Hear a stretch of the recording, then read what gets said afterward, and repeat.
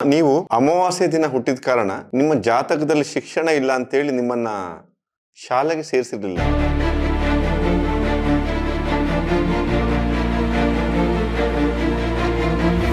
ಭೂತ ಇದೆ, ದೆವ್ವ ಇದೆ, ಅಲ್ಲಿ ಹೋಗಬಾರದು, ಇಲ್ಲಿ ಹೋಗಬಾರದು, ಇದೆಲ್ಲವೂ ಕೂಡ ನೀವು ನಗರದಲ್ಲಿದ್ದರೆ ಬೇರೆ ಥರ ಬರ್ತದೆ. 74% ಜನರು ಭಾರತೀಯರು ವಿದ್ಯಾವಂತರಿದ್ದಾರೆ. ವಿದ್ಯಾವಂತರಾದವರು ಓದ್ತಾರೆ, ಬರೀತಾರೆ ಅಂತ ಬಿಟ್ಟರೆ ಅವರಿಗೆ ನಮ್ಮ ನೆಲದ ಬಗೆಗಿನ ಭಾಳ ಗಾಢವಾದ ಜ್ಞಾನ ಇದೆ ಅಂತ ಹೇಳೋಕ್ಕಾಗಲ್ಲ. ಕೆಲವು ಸರ್ತಿ ಬಂದಾಗ, ಈಗ ಉದಾಹರಣೆಗೆ ಸೀತೆ ಕಾಡಲ್ಲಿ ಏಕಾಂಗಿಯಾಗಿ ಇರುವುದನ್ನು ಅವರು ವರ್ಣನೆ ಮಾಡುವಾಗ ನಾವೆಲ್ಲ ಅಳುತ್ತಾ ಇದ್ವಿ, ಕಣ್ಣೀರಾಗ್ತಾ ಇದ್ವಿ. ಆಮೇಲೆ ಅವರೇ ಬಂದು ನಮ್ಮನ್ನು ಅದು ಕತೆ ಅಂತ ಸಮಾಧಾನ ಮಾಡೋದು. ಆಗ RSSನ ಹುಡುಗರು 2 ಜನ, ನಾನು ಕೂತನೆ ಸರಿ ನೆನಪಿದೆ, ಅಲ್ಲಿ ಕೂತಲ್ಲಿಗೆ ಬಂದು 2 ಬಳೆ ಮತ್ತೆ ಒಂದು ಹೂವು ಕೊಟ್ಟರು. ಈ ಬಳೆ ಹಾಕೊಂಡು ಹೂವು ತಲೆಗೆ ಇಟ್ಟುಕೊಳ್ಳಿ ಅಂತೇಳಿ ಅವರು ಹೋದ್ರು. ನಾನು ಸಿಟ್ಟು ಬಂತು.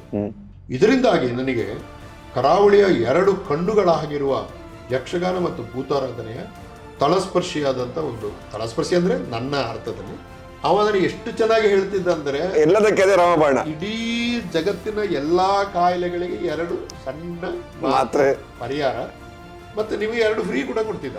ತಿಂದು ನೋಡಿ ಹೇಳಿ. ಇದನ್ನು ಮಾಡಿದೆ. ಅಮ್ಮಂತನಿಗೆ ಒಂದು ಇಂಪ್ರೆಸ್ ಆಗೋಯ್ತು ಅದು. ಇವನು ಅಬ್ಸರ್ವೇಷನ್ ಬಹಳ ಚೆನ್ನಾಗಿದೆ ನೋಡಿ, ಹಂಗೆ ಹಿಂಗೆ ಅಂತೆಲ್ಲ ಹೇಳುದು. ಹೇಗೆ ಮಾಡಿದ್ರೆ ನೆನಪಿದೆ ನಿಮ್ಗೆ?